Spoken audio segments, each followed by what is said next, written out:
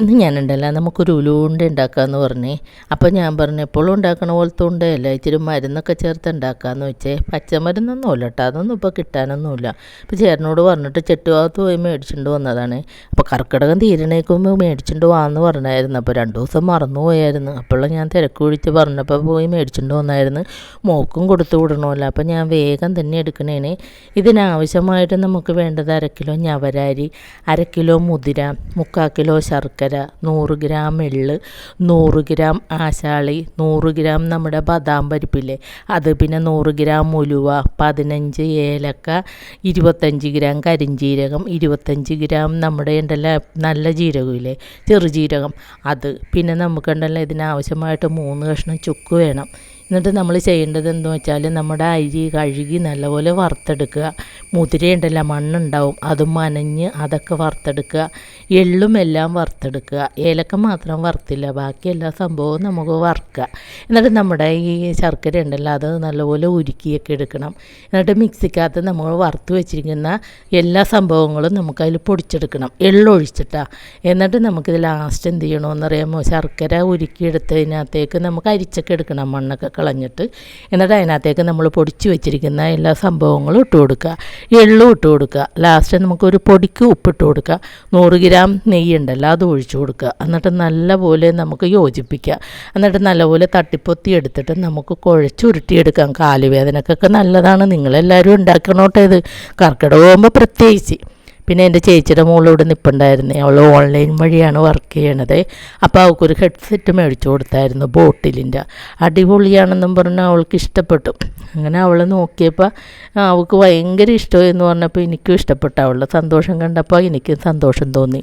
അങ്ങനെ അവൾ പറഞ്ഞു കൊള്ളാം, അടിപൊളി, താങ്ക് യു എന്നൊക്കെ പറഞ്ഞായിരുന്നു. അത് കഴിഞ്ഞപ്പോൾ ഞാൻ അവളോട് പറഞ്ഞു ചായ കുടിക്കുക, ഇതിൻ്റെ ഭംഗി നോക്കി നോക്കി എത്ര നേരം ഇരിക്കണം, വരൂ എന്ന് പറഞ്ഞ് ചായയൊക്കെ കുടിച്ച് കഴിഞ്ഞപ്പോൾ ഞാൻ പറഞ്ഞു എടി നമുക്ക് ഇത്തിരി പണിയുണ്ടടി മോളെ, ഇന്നിപ്പോൾ ഇച്ചിരി മഴയൊക്കെ കുറവല്ലേ, നമുക്ക് മോളിൽ പോയി കുറച്ച് നെല്ലിക്ക പറിക്കാം. വെറുതെ വീണൊക്കെ പോണേണ്, കാടും പടലൊക്കെ ആയിട്ട് കിടക്കണേണ് മുകളിൽ. ഈ മഴയൊക്കെ വന്നിട്ട് ചവറും അതുപോലെ പൂപ്പലും ഒക്കെ ആയി. പിന്നെ 2 ദിവസം വെയിലുണ്ടായത് കാരണം നമ്മൾ തെറ്റി വീഴൂലല്ലോ എന്നുള്ള ധൈര്യത്തിൽ കയറിയതാണേ. അപ്പോൾ തോട്ടിയാണെങ്കിൽ നോക്കിയപ്പോൾ ഇരുമ്പിൻ്റെ തോട്ടിയാണ്, ഭയങ്കര കനമാണ്. അത് പൊക്കി അത് പറിക്കണമെങ്കിൽ 1 കിലോ അരിയുടെ ചോറ് തിന്നണം. എന്തായാലും കുറച്ച് പറിക്കണമെന്നുള്ള ഉദ്ദേശമായത് കാരണം ആ കനമൊന്നും അങ്ങനെ കൂട്ടാക്കിയില്ല. പറിച്ചെല്ലാം കഴിഞ്ഞപ്പോൾ എന്താ പെടൽ വേദനയും കൈവേദനയൊക്കെ ആയി. ഇങ്ങനെ മുകളിൽ നോക്കി പറിക്കണ്ടേ. ഒരുപാടൊന്നും പറിച്ചില്ല കേട്ടോ, ഒരു 2-3 കിലോ പറിച്ചുള്ളൂ. ഇതാണെങ്കിൽ 200 ആഴ്ചയൊക്കെ ഉണ്ടാവും. അപ്പോൾ ഇത് പറിക്കാനൊക്കെ ബുദ്ധിമുട്ടൊക്കെയാണ് കുറേയൊക്കെ. അപ്പോൾ അങ്ങനെ തന്നെയൊക്കെ കുറേയൊക്കെ വീണ് കിട്ടും, കുറേയൊക്കെ ചിത്തയിൽ പോവും. പിന്നെ ആരെങ്കിലുമൊക്കെ കയറി നെല്ലിക്ക കാണുമ്പോൾ പറിക്കും, അങ്ങനെയൊക്കെയാണ്. എന്തായാലും നല്ല വലിയ നെല്ലിക്കയൊക്കെയാണ് ഇത്. നമുക്കിത് പറിച്ച് പിള്ളേരൊക്കെ ഉള്ളവർക്കൊക്കെ ആണെങ്കിൽ നമുക്കിത് ലേഗിയൊക്കെ ഉണ്ടാക്കി വെച്ചെന്നാൽ അതുങ്ങൾക്കൊക്കെ ഓരോ സ്പൂണൊക്കെ കൊടുക്കുക. വിളർച്ചയും തളർച്ചയൊക്കെ മാറും. അതുപോലെ തന്നെ വലിയവർക്കും നല്ലതാണല്ലോ.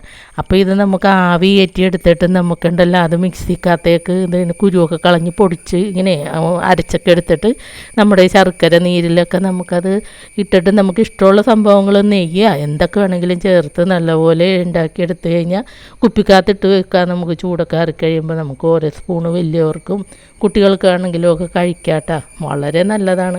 അച്ചാറ് മാത്രമല്ല, അതുകൂടാണ്ട് ഇങ്ങനെയൊക്കെ ചെയ്യാം. വാങ്ങിൻ കെട്ടാ എന്തെല്ലാം സംഭവം ഉണ്ടെന്നറിയാം. അരിഷ്ടം ഉണ്ടാക്കാം, അങ്ങനെയൊക്കെ. അപ്പം നെല്ലിക്ക വെച്ച് നമുക്ക് പലതെല്ലാം ചെയ്യാം. ഭയങ്കര ടേസ്റ്റൊക്കെയാണ് കഴിച്ച് നോക്കുമ്പോൾ. അതനുസരിച്ച് നമുക്ക് മുടിയൊക്കെ ഉണ്ടല്ലോ കൊഴിച്ചിലൊക്കെ നിൽക്കും. അപ്പോൾ അതൊക്കെ ചെയ്യാം. ഇതെല്ലാം അറിയാമെങ്കിലും ഇതൊക്കെ വളരെ ചുരുക്കമാണ്. ചെയ്യാനൊക്കെ സമയം കിട്ടിയില്ലെങ്കിലും എന്തെങ്കിലുമൊക്കെ സമയം ഉണ്ടാക്കി ഞാൻ ചെയ്യോട്ടാ. ഒറ്റക്കായത് കാരണം ഒത്തിരി ജോലികളൊക്കെ ഉണ്ടാവുമല്ലോ. എങ്കിലും ഞാൻ വേഗമൊക്കെ എടുത്തിട്ടും അങ്ങനെയും ചെയ്യാമെന്നും പറഞ്ഞൊക്കെ ചെയ്യണേ. അധികമൊന്നും പറിച്ചില്ലായിരുന്നു. ഇനിയും കുറച്ചും കൂടിയൊക്കെ പറിച്ചിട്ടാവാം ബാക്കി എന്തെങ്കിലും ചെയ്യണമെങ്കിൽ എന്നൊക്കെ വിചാരിച്ച്.